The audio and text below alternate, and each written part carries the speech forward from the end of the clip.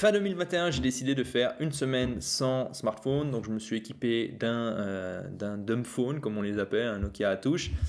Et puis, fin de la semaine, donc fin de la première semaine, les effets bénéfiques étaient très intéressants et j'ai décidé de repousser mon expérience, de prolonger mon expérience de quelques semaines et finalement j'ai fait 30 jours sans smartphone. Dans cette vidéo, je vous explique je partage avec vous les obstacles que j'ai rencontrés, les bénéfices que j'ai retirés et puis les 2-3 astuces si vous aussi vous êtes intéressé à mener une vie sans smartphone ou du moins à vous lancer dans cette expérience qui est très intéressante et sur laquelle finalement on arrive à pas mal apprendre. Voilà, c'est ça que j'ai envie de partager avec vous. On apprend beaucoup quand on commence à vivre une vie sans smartphone.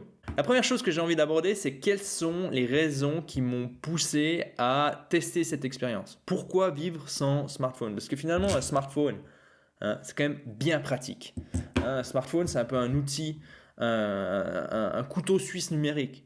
Calculatrice, GPS, banque, appareil photo, dictaphone, calepin. Enfin, il y a énormément de choses que l'on peut faire avec un smartphone. Et donc, la question que vous avez peut-être à l'esprit maintenant, c'est mais Julien, pourquoi une vie sans smartphone? Et donc, je vous ai récolté 4 arguments et on va attaquer sans plus attendre. Le premier argument, c'est que le smartphone pousse à la dispersion.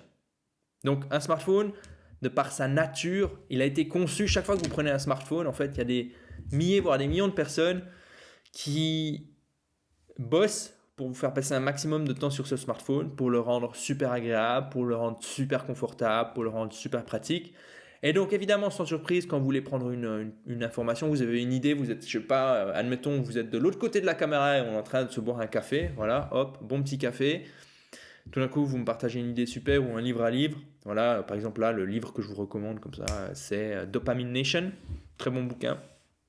Malheureusement, qui n'a pas encore été traduit, mais très très bon bouquin sur la dopamine, comment ça fonctionne. Et sans surprise, elle parle du smartphone et de l'addiction au smartphone, bien que ce ne soit pas le centre principal, elle va parler plutôt des addictions et du fonctionnement de la dopamine, mais très bon bouquin, Dopamine Nation.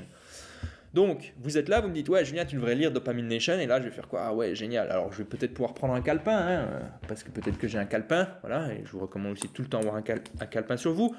Mais peut-être que j'ai pas mon calepin et je me dis, je vais prendre mon smartphone et je vais noter l'idée à tout hasard, le logiciel Workflowy, qui est un excellent logiciel si vous vous intéressez à centraliser toute votre information au même endroit. Le logiciel Workflowy est une petite bombe et c'est pas moi qui le dis, c'est certaines personnes qui l'utilisent depuis des années. Donc, je prends mon smartphone et qu'est-ce qui se passe? Je vois les messages, j'ai peut-être envie d'aller voir qu'est-ce qui se passe sur Gmail, sur YouTube, si vous avez des réseaux sociaux, sur Instagram, sur Facebook, sur TikTok, sur Pinterest, sur LinkedIn, etc. Et donc, l'outil, parce qu'il vous propose ça, a tendance à vous disperser. Et le multitasking est l'opportunité de merder plusieurs choses en même temps, en parallèle. Donc, un outil comme celui-ci va vraiment vous inciter à faire du multitasking, va vous inciter à faire de la dispersion. Hier encore, je me faisais une petite série sur Netflix. J'avais mon smartphone, évidemment, je le consultais en regardant le smartphone, comme s'il y avait un truc. Si je le mets dans une autre pièce, c'est quelque chose de totalement différent. Pareil quand je lis, si je lis avec mon smartphone à portée, au bout d'un moment il manque un petit truc.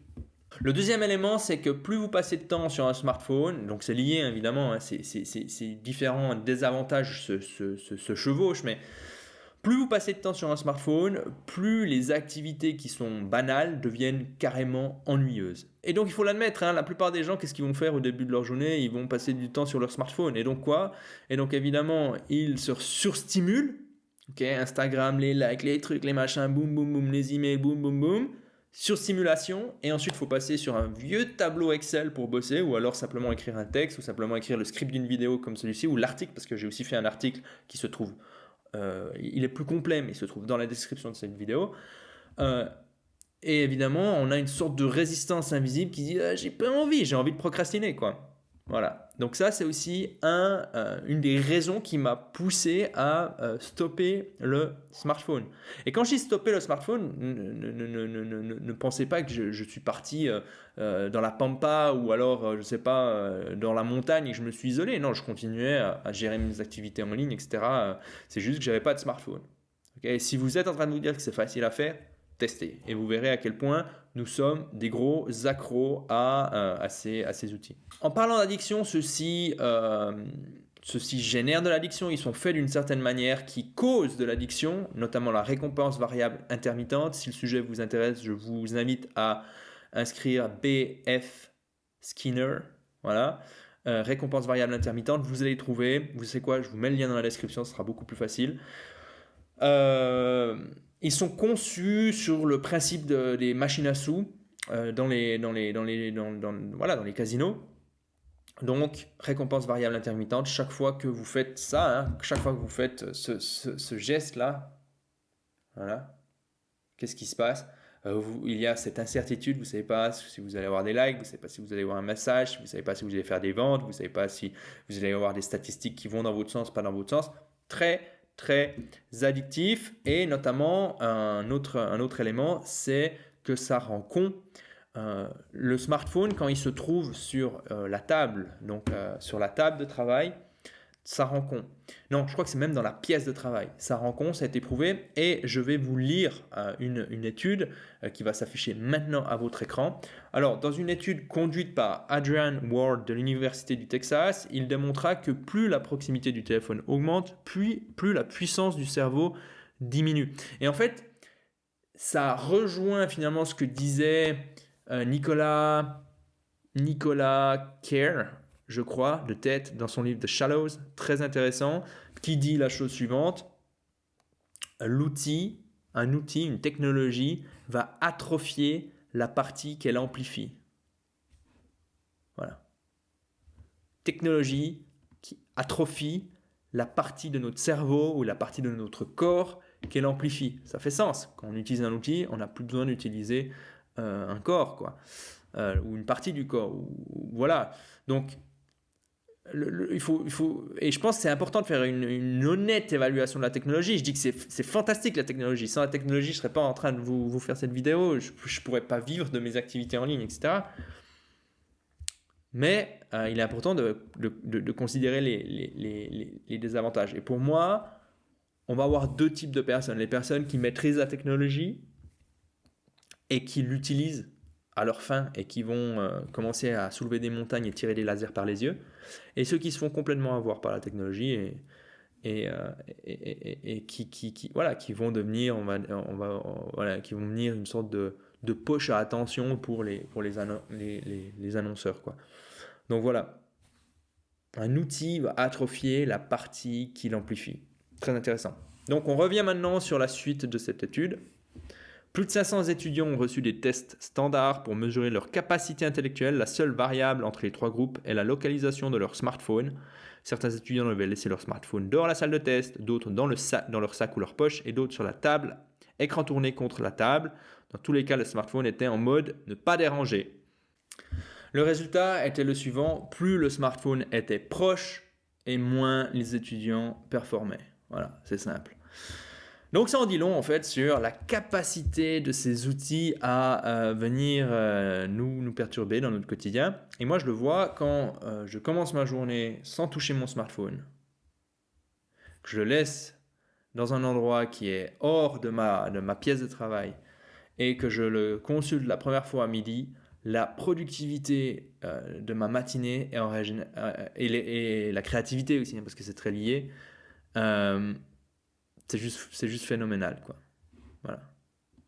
Après, voilà, je pense qu'il y a aussi d'autres éléments qui font. Je pense que la productivité est une qualité émergente. Il n'y a pas qu'un seul élément. Il y a aussi le sommeil, hein. Évidemment, si vous n'avez pas dormi la nuit avant et que vous laissez votre smartphone dans l'autre chambre, ça ne va pas vous aider non plus, quoi. Enfin, vous n'allez pas tirer des lasers par les yeux et soulever des montagnes. Mais vous voyez ce que je veux dire. Dernier élément, je voulais simplement... donc, on est toujours dans pourquoi j'ai fait cette expérience. Dernier élément, c'est que je voulais tout simplement voir quelle était l'utilité concrète de mon smartphone, voir les applications qui étaient vraiment importantes pour moi afin de mettre de l'ordre dans mon smartphone, de me débarrasser de toutes ces applications qui servent à rien. Et puis voilà. Alors, qu'est-ce qui m'a manqué? Qu'est-ce qui m'a manqué durant ces 30 jours? Alors, il y a premièrement la double authentification qui m'a manqué. Vous savez, des fois, pour vous connecter à certains logiciels, il vous faut un code qui est généré par une application. Et ça m'a manqué, ça m'a posé des problèmes, ce qui a fait que j'ai dû me connecter 2 fois à mon smartphone pour pouvoir, bon, en un mois, mais voilà, donc j'ai dû l'allumer, voilà, me connecter pour pouvoir me connecter, notamment à mon logiciel Workflowy qui d'habitude ne se déconnecte pas, mais bon, voilà, une fois il s'est déconnecté, et puis voilà. Donc ça, c'est le premier truc. Il y a aussi la double authentification avec la banque, donc ça, c'est aussi problématique. Des fois, vous pouvez le faire via un SMS. Mais moi, j'ai une banque, notamment la banque de mon entreprise, où ça passe par une sorte de QR code coloré et qui me génère un code sur mon smartphone. Là, pareil, c'était problématique. Donc, 2 fois où j'ai dû me connecter à mon smartphone pour la double authentification. Pour pallier à ce problème-là, ce que vous pouvez faire si vous voulez tester cette expérience, si vous le faites sur une semaine, c'est vous assurer que vous avez payé toutes vos factures, vous assurer que vous n'aurez pas besoin de cette double authentification et aller à l'avance dans ces logiciels et leur demander une double authentification, soit par SMS, et si ce n'est pas possible, vous désactivez la double authentification en vous assurant d'avoir un code, un mot de passe hardcore, genre 64 caractères, que évidemment vous ne connaissez pas par cœur, mais qui est géré dans un logiciel de gestionnaire de mots de passe comme LastPass ou encore OnePassword, celui que j'utilise. Ce qui m'a peut-être le plus manqué, c'est les photos. Voilà, les photos, souvent, vous savez, on a cet appareil photo tout le temps avec nous. Moi, j'aime bien prendre des photos, je sais pas, de pubs qui me font marrer ou des pubs que je trouve intéressantes. Je les fais avec mon dumb phone. Vous voyez une photo qui s'affiche à l'écran, la qualité est pas très bonne, même si la qualité de la pub, je la trouve exceptionnelle. Et puis voilà. Ça m'a manqué aussi, hein, les petits selfies avec les potes, prendre les photos de ce qu'on mange, etc., etc. Donc ça, c'est peut-être la partie qui m'a le plus manqué. Pour l'expérience, j'ai décidé de ne pas m'équiper d'un téléphone. Le téléphone l'appareil photo que j'utilise pour faire cette vidéo, évidemment, il est quand même assez conséquent. Donc faut tout le temps avoir un sac sur soi. Et puis évidemment, c'est vraiment pratique de sortir et faire la photo. Donc ça, c'est probablement le point qui m'a le plus manqué, photo, vidéo du smartphone. Je suis persuadé qu'on peut s'en passer. Il faut juste, je pense qu'il y a des petits appareils qui prennent vraiment peu de place, qui sont d'une bonne qualité. Donc ça, c'est à vous de faire vos recherches. Mais ça, c'était pour moi, c'était le problème. Dans la catégorie des applications qui m'ont manqué, Google Maps. Donc évidemment, c'est super pratique pour se diriger. C'était intéressant cette expérience parce que finalement, je me suis équipé avec les cartes de la ville de Berlin. Des cartes du pays également que j'ai décidé d'acheter. Plusieurs fois aussi, quand je voulais aller à quelque part, j'ouvrais mon ordinateur et je notais sur mon calepin, ok, là tu vas sur cette rue, là tu tournes, un petit peu comme à l'époque, hein. Peut-être que certains d'entre vous n'ont pas connu, mais moi je me souviens à une époque, il y avait des plans, il fallait aller aux bouches d'entrée de métro où en général il y a des plans pour pouvoir se diriger, etc. Donc c'est aussi à ce moment-là que je me suis équipé d'une boussole. C'est aussi à ce moment-là que j'ai simplement parlé aux gens pour leur demander mon chemin. Des choses que l'on n'en fait plus et je trouve que c'est dommage. Donc voilà. Google Maps, c'est aussi quelque chose qui m'a vraiment manqué. Une autre application, et celle-là je ne l'ai pas vu venir qui m'a manqué, c'est l'application de cohérence cardiaque. Le simple fait de inspirer 5 secondes, expirer 5 secondes durant 5 minutes et ceci 3 fois par jour. Ça m'a manqué. C'est une application que j'utilise qui s'appelle Cardia. Et puis, évidemment, durant mes 30 jours sans smartphone, mon habitude de faire de la cohérence cardiaque s'est complètement volatilisée. J'ai essayé de le faire en comptant mes propres respirations, mais c'était pain in the ass, ça m'ennuyait. Donc, j'ai laissé tomber cette habitude que je n'ai pas repris comme avant, au passage. Depuis voilà. Un autre truc qui m'a posé presque problème, c'est l'application Coworking. L'application Coworking, en fait, c'est une application qui me permettait de rentrer dans l'espace de Coworking simplement en présentant mon smartphone. Alors souvent, j'ai pu déjouer en rentrant, en toquant à la fenêtre du coworking, voilà, parce que c'est au rez-de-chaussée, donc c'était plutôt pratique. Il y a des gens qui sont venus m'ouvrir. Ça nous a permis de discuter pourquoi j'avais pas mon pass. Je leur ai dit que je faisais une expérience, etc. Et puis il y a une fois où j'ai simplement pas pu rentrer au coworking parce que j'étais trop tôt. Et donc voilà quoi. Je suis rentré à la maison et j'ai pas pu rentrer dans le coworking. Un autre élément aussi qui m'a posé problème, c'est simplement que j'ai pas de cash sur moi, hein. On paye tous avec des cartes et on n'a pas de cash, ou alors qu'on a du cash, c'est des billets. Il y a plusieurs fois où j'ai pris le tram sans payer le tram, et il y a une fois où je me suis fait choper. Donc voilà, ça c'était le prix de cette expérience. Parce que dans certains trams à Berlin, il n'y a pas la possibilité de payer avec une carte. Et donc, si vous n'avez pas de monnaie et si vous n'avez pas de carte, eh ben, vous ne pouvez théoriquement pas prendre le tram. Donc ça, c'était aussi problématique. Et le dernier point, c'était le scanner de poche, quelque chose qui m'est super utile et qui m'a également énormément manqué. Moi, je gère toute ma paperasse, je la numérise, c'est ensuite classé, organisé, etc. Et je le fais avec mon scanner de poche qui s'appelle Swift Scan Pro. Ça m'a aussi beaucoup, beaucoup manqué. Et puis donc, sans surprise, la paperasse s'est empilée. Voilà, c'est tout. Donc ça, c'est les applications qui m'ont posé problème. Maintenant, les bénéfices, parce qu'évidemment, je vous ai parlé des problèmes, enfin, des applications qui m'ont manqué, les problèmes. Maintenant, les bénéfices. Alors pour moi, le plus gros bénéfice, c'est ma capacité à travailler sur des tâches peu stimulantes qui ont augmenté. Pourtant, j'avais toujours mon iPad. Pourtant, j'étais toujours sur mon ordinateur. Mais ce qu'il faut savoir, c'est que l'iPad, je n'utilise pas beaucoup, excepté pour tourner des formations. Mon ordinateur, j'ai une application qui s'appelle Cold Turkey qui permet justement de bloquer tous les sites distrayants, les réseaux sociaux, tout ça. Donc, j'utilise essentiellement pour bosser.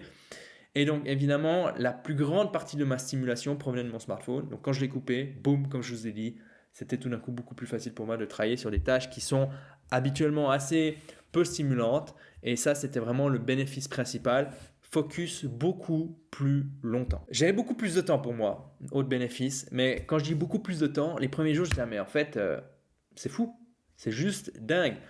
Euh, Évidemment, il manquait un peu ce petit truc dans ma journée, genre régulièrement, vous savez, ben là, je vais terminer cette vidéo, je vais aller faire un café, puis je vais regarder un petit coup mon smartphone.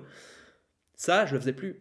Et donc, évidemment, les premiers temps, c'était difficile. Assez rapidement, après, j'ai 4-5 jours, à peu près, c'est passé, ce craving, ce désir ardent d'aller consulter mon smartphone. Mes soirées sans smartphone, je passais énormément de temps à lire, donc j'ai énormément lu. Et ouais, c'était cool, c'était vraiment cool. Le temps que je passais avec les gens, c'est du temps de qualité où j'avais pas tant d'un coup, je sais pas, quand monsieur, madame va aux toilettes, je recheck vite mon smartphone, et puis voilà, non, en fait, voilà, quand j'attendais. Évidemment, de temps en temps, j'avais ma Kindle, mon livre, mais vraiment beaucoup plus de temps. Un autre élément, beaucoup moins d'anxiété, c'est lié aux news, c'est lié aux informations que je recevais par WhatsApp, etc. Évidemment, j'utilisais toujours WhatsApp, je vous montre comment faire ça un peu plus tard, mais vraiment intéressant en fait de voir que je recevais que j'allais consulter beaucoup moins d'informations pour tuer le temps. Voilà. Et puis, un autre élément, c'est qu'il y avait plus de surprises dans ma vie, tout simplement parce que ben voilà, des fois, je trouvais pas mon chemin, des fois je pouvais pas rentrer au coworking, des fois voilà, il y a des fois avec mes amis on devait s'appeler, eux ils m'avaient écrit sur WhatsApp, voilà. Et finalement j'avais pas reçu le message vu que mon WhatsApp il est uniquement accessible sur mon ordinateur. Et donc des surprises qui sont cool et qui finalement nous rappellent qu'on contrôle pas grand chose sur cette planète, que notre temps est limité et qu'il faut bien l'utiliser. Voilà. Donc très intéressant, c'est une expérience que je recommande à tout le monde. Je sais que sur le net, il y a de plus en plus de gens maintenant qui prennent cette voie parce que beaucoup de gens se sentent complètement espionnés avec les smartphones et je pense qu'ils ont raison. Donc je pense que c'est aussi une belle période pour tester ce genre de pratique et de voir les problèmes que ça peut occasionner dans votre vie de tous les jours. Maintenant, comment les petits conseils que je vais vous donner si vous souhaitez aussi faire cette expérience, c'est premièrement, partez pas pour 30 jours, mais partez peut-être pour 5 jours, 6 jours, 7 jours. Allez-y à une échelle qui vous semble vraiment réaliste, okay, réalisable et réaliste. Ensuite, et ça c'est pour tous les tests que vous faites, hein, les douches froides, je sais pas, le café, etc. Commencez vraiment petit, puis en fonction des premiers retours, continuez. Après, si vous avez l'expérience et vous avez beaucoup de volonté, allez-y pour des périodes beaucoup plus grandes. Mais on ne sait jamais vraiment quand on fait un test qu'est-ce qui va se passer. Et donc, je vous recommande de faire attention. Donc, premier conseil, c'est d'informer vos potes proches. Je ne parle pas de tous vos amis, tous vos contacts sur Facebook, mais simplement informer les personnes avec qui vous discutez souvent. Honnêtement, ils tiennent bon, je ne sais pas pour vous, mais moi, je sais pas, mes potes avec qui j'échange régulièrement, j'en ai peut-être une dizaine, quoi. Et après, s'il y a des personnes qui m'écrivent peut-être dans le mois, il y en a un petit peu plus, donc j'informe ces personnes. Ça prend pas beaucoup de temps, je leur dis, bah voilà, je fais une expérience, ça va durer tant de temps. Si tu dois me contacter rapidement, appelle-moi ou alors envoie-moi un SMS. Oui, le SMS existe toujours, ça fonctionne toujours. L'arrivée de WhatsApp n'a pas supprimé le SMS, l'arrivée de Slack n'a pas supprimé le mail, comme enfin, c'est un effet qu'on appelle l'effet millefeuille, et c'est un petit peu le problème des technologies et de toutes ces applications, c'est que ça fait un millefeuille, et donc une technologie ne supprime pas forcément une autre. Bon. Informez vos potes, ça c'est vraiment le point important. Deuxième point, pour toujours être connecté avec vos potes, vous pouvez télécharger WhatsApp Web, ou Signal, ou Telegram, qui vous permet finalement de consulter vos messages une fois par jour. Et pour éviter de consulter ça 75 fois par heure, utilisez le logiciel Call Turkey. D'ailleurs, si vous êtes intéressé de voir toutes les applications que j'utilise, il n'y en a pas beaucoup, il y en a 8. Il y a un lien qui vous permet de recevoir ces applications qui se trouvent dans la description de cette vidéo. Voilà.